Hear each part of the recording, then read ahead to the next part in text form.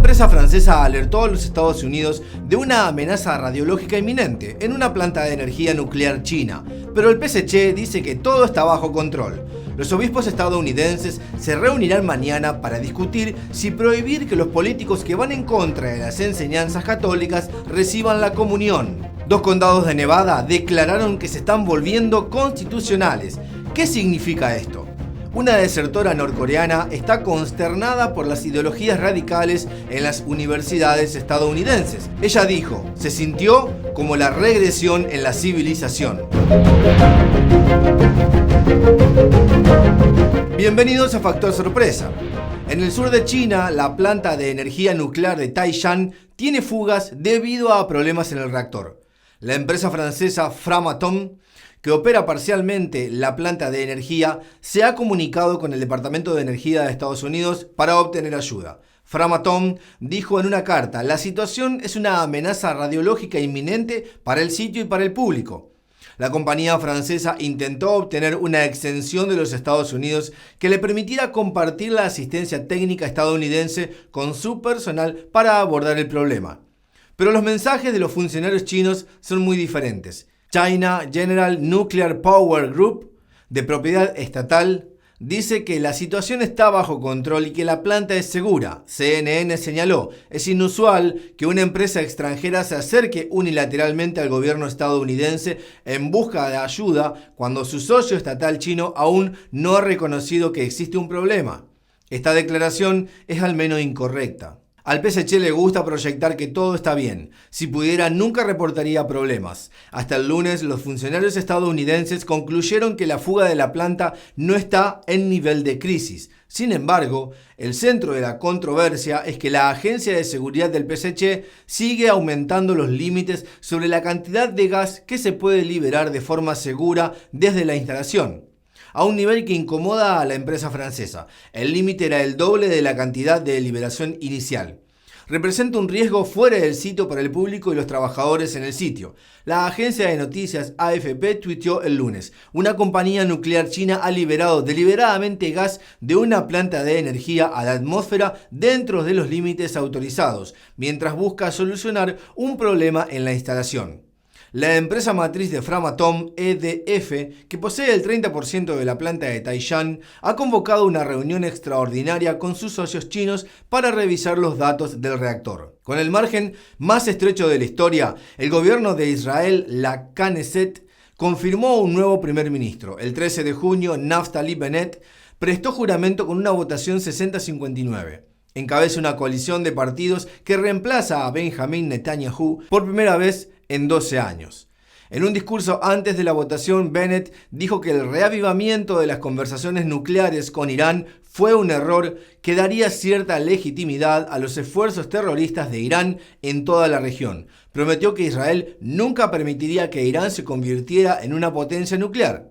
Bennett también se dirigió directamente a Biden, le agradeció su apoyo en la guerra y utilizó la palabra bipartidista para describir los esfuerzos de Israel para llegar a los 2 principales partidos políticos estadounidenses. Bennett lidera el partido de derecha Yamina, que se opone a la independencia palestina y apoya firmemente los asentamientos judíos en la ocupada Cisjordania y Jerusalén Oriental.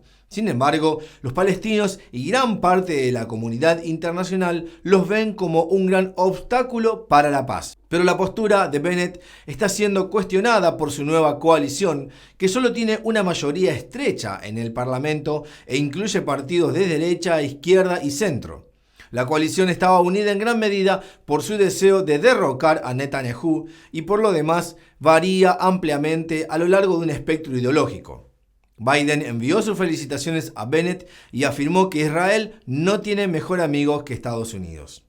Bajo la coalición, Bennett conservará el cargo de primer ministro durante 2 años antes de que el político centrista Yair Lapid asuma el cargo. Lapid es actualmente el ministro de Relaciones Exteriores. Los obispos estadounidenses discutirán si la Iglesia Católica debería prohibir que los políticos pro aborto y pro LGBTQ reciban la comunión en su conferencia anual que comienza mañana. Actualmente los líderes de la Iglesia siguen divididos sobre el tema. El tema es delicado, ya que los políticos, incluido el presidente, apoyan el aborto y el matrimonio entre personas del mismo sexo que son contrarios a la doctrina católica. Algunos líderes de la Iglesia creen que a estos políticos no se les debería permitir recibir el sacramento por su postura política. Están dando un ejemplo de que puede ir en contra de las enseñanzas de la Iglesia y aún recibir la comunión. El cardenal Raymond Burke incluso sugiere etiquetar a esos políticos como apóstatas, personas que renuncian a sus creencias religiosas. La Conferencia Anual de Obispos Católicos no creará cambios inmediatos. En cambio, la reunión iniciará el proceso de redacción de documentos que describen la postura de la Iglesia sobre el tema, así como los posibles procedimientos para etiquetar a los apóstatas. En abril, la administración de Biden levantó las restricciones a la financiación federal para la investigación médica que involucra tejidos derivados de abortos selectivos. En Nueva Jersey, la Junta de Educación de Randolph decidió reemplazar los nombres de los días festivos con día libre en su calendario escolar.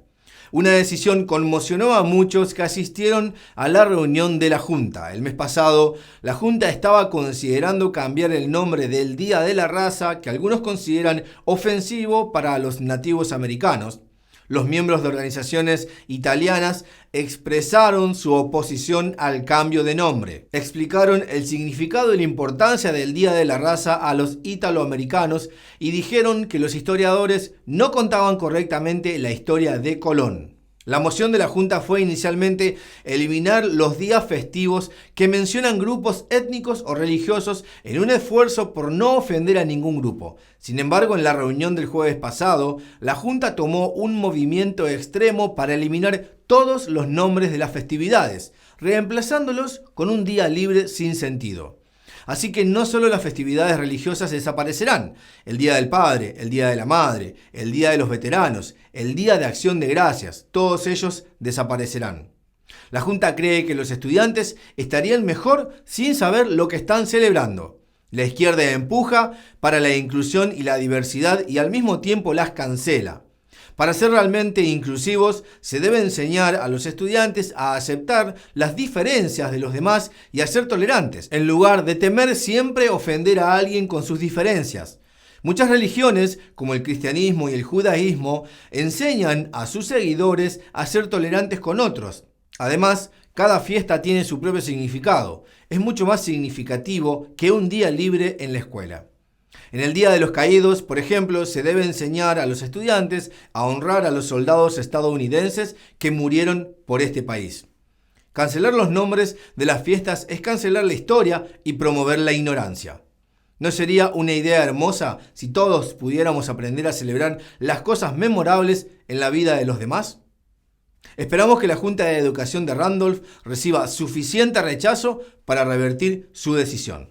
Una desertora norcoreana que estudió en la Universidad de Columbia en 2016 se sintió profundamente perturbada por las ideologías radicales y desenfrenadas en una de las universidades más prestigiosas del país.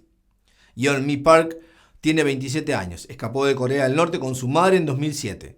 Su viaje hacia la libertad la llevó a través de China, Mongolia, Corea del Sur y finalmente América.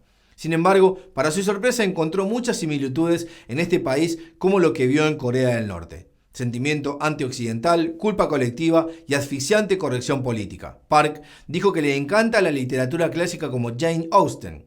Pero en la orientación, un miembro del personal la regañó y le dijo: esos escritores tenían una mentalidad colonial, eran racistas e intolerantes y te están lavando el cerebro inconscientemente. Park también estaba sorprendida y confundida de que en cada clase se les preguntara a los estudiantes sus pronombres preferidos. Ella dijo, se sintió como la regresión de la civilización. En Corea del Norte la gente no tiene internet, no tiene acceso a una narrativa diferente, solo al comunismo. En Estados Unidos la gente tiene acceso a todo. Mientras disfrutaba de esta libertad, Park descubrió que muchos eligen que les laven el cerebro y lo niegan. Los estadounidenses han nacido en libertad. A veces olvidamos lo preciosa que es la libertad. Sin embargo, para las personas que han vivido bajo el régimen comunista, pueden detectar fácilmente este problema en la sociedad estadounidense actual. Por eso, necesitamos historia. Podemos aprender la sabiduría de nuestros antepasados e inspirarnos en ellos para educarnos. Pero la izquierda también ve esto. Distorsionaron cómo se fundó Estados Unidos, cómo los padres fundadores sacrificaron sus vidas por la libertad del pueblo estadounidense. La civilización occidental se está convirtiendo en una lucha racial radical. Es ridículo, pero esta ridiculez no es fácil de ver para aquellos a quienes se les ha enseñado de esta manera desde una edad temprana. Este llamado despertar ha afectado en gran medida la capacidad de pensar de los estudiantes. Rusty Reno, editor de la revista First Things, explicó por qué dejó de contratar graduados de LVY League. Él dijo: hace 10 años, los graduados de LVY League tenían un sentido de derecho y arrogancia. Reno dijo que algunos de estos estudiantes querrían escribir la historia principal el primer día. Pero estas deficiencias aún tienen un lado positivo, como la confianza y la ambición. Puedes vivir con eso, dijo el editor. Sin embargo, en solo 10 años, estos graduados de la LVY League han desarrollado una especie de visión distorsionada de la realidad. Reno escribió: no tengo ninguna duda de que las universidades de la LVY League atraen a niños inteligentes, talentosos y ambiciosos. ¿Pero estas instituciones agregan valor? Mi respuesta es cada vez más negativa. Otra característica que Reno vio en estos graduados fue Jimmy-tude. Jimmy-tude se refiere a la mentalidad de quienes han aceptado su papel subordinado en la escuela. El editor escribió: en la última década la Jimmy-tude se ha generalizado. Los chicos normales de las universidades de élite mantienen la cabeza baja. En el transcurso de 4 años, esto puede convertirse en un hábito sutil pero real de obediencia, una condición de entrega moral y espiritual.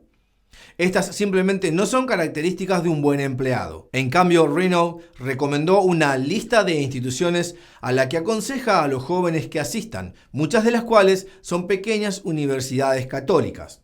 En su experiencia, los graduados de estos lugares están bien educados y no están deformados por la corrección política tóxica que los líderes de las universidades de élite han aceptado como la norma. El editor también recomendó las grandes universidades estatales y sus escuelas satélites. Dijo que los estudiantes de estas instituciones son más propensos a aceptar la autoridad de los más experimentados, lo que permite una mejor tutoría y produce mejores resultados a largo plazo. La cultura de la cancelación está dominando los campus universitarios y produce Jimmy-tude. Para defender la libertad de expresión en los colegios y universidades, 2 republicanos de la Cámara de Representantes, Jim Jordan y Kat Cammack, lanzaron el Comité de Libertad de Expresión del campus esta semana. El caucus trabajará con Young America's Foundation, una organización juvenil conservadora, para educar a otros legisladores sobre los prejuicios anticonservadores que se encuentran en los campus universitarios de todo el país. Jordan y Cammack se reunirán con el liderazgo y los estudiantes de la fundación con regularidad para aprender sobre situaciones actuales. Cammack dijo que la libertad de expresión es una libertad fundamental que debe preservarse.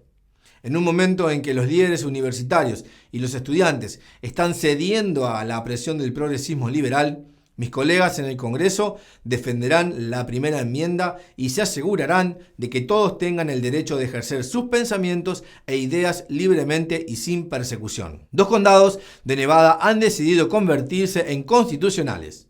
Los comisionados electos en los condados de Elko y Lander declararon que la Declaración de Derechos se mantendrá en sus jurisdicciones, incluso si eso significa oponerse a los actos inconstitucionales de las autoridades estatales y federales. El 2 de junio el condado de Elko aprobó una resolución que tipifica como delito abusar de los derechos constitucionales de sus ciudadanos. Los funcionarios del condado de Lander rápidamente siguieron su ejemplo. Los 2 gobiernos del condado también se convirtieron en los primeros en la nación en unirse oficialmente a la Asociación de Oficiales de la Paz y Alguaciles Constitucionales. Está compuesta por alguaciles y otros funcionarios encargados de hacer cumplir la ley, dedicados a mantener sus juramentos en el cargo ante los Estados Unidos y sus constituciones estatales. Entonces, ¿qué significa volverse constitucional? La resolución del condado de Elko se hace eco del lenguaje de los fundadores de Estados Unidos en la Declaración de Independencia. Dice que sus ciudadanos deben estar libres de violaciones de los derechos protegidos por la Constitución, como el derecho a poseer y portar armas, el derecho a la libertad de expresión, religión y reunión. La resolución también reafirma la 10ª enmienda que protege al condado de extralimitaciones federales no autorizadas. Señala que ninguna agencia federal puede crear políticas que reemplacen a la Constitución. El comisionado del condado de Elko, Rick Stenninger, quien propuso la resolución, pidió a los condados de todo Estados Unidos que tomen acciones similares en defensa de la Constitución. Stenninger dijo que la introducción de la resolución es para combatir un gobierno federal cada vez más invasivo. Dijo, necesitamos que la mayoría de los condados de todos los estados amantes de la libertad se unan. Estamos pasando rápidamente de la república de nuestra fundación a una dictadura. Según Stenninger, el público ha sido un apoyo abrumador de la medida del condado.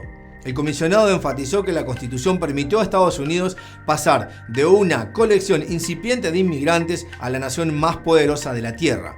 Fueron las libertades consagradas en la Constitución las que permitieron a nuestros ciudadanos prosperar y sobresalir. A medida que se corre la voz y los ciudadanos de todo Estados Unidos se involucran, el sheriff Richard Mack dijo que estos 2 condados probablemente sean solo el comienzo. Y eso es todo por hoy. Gracias y hasta mañana.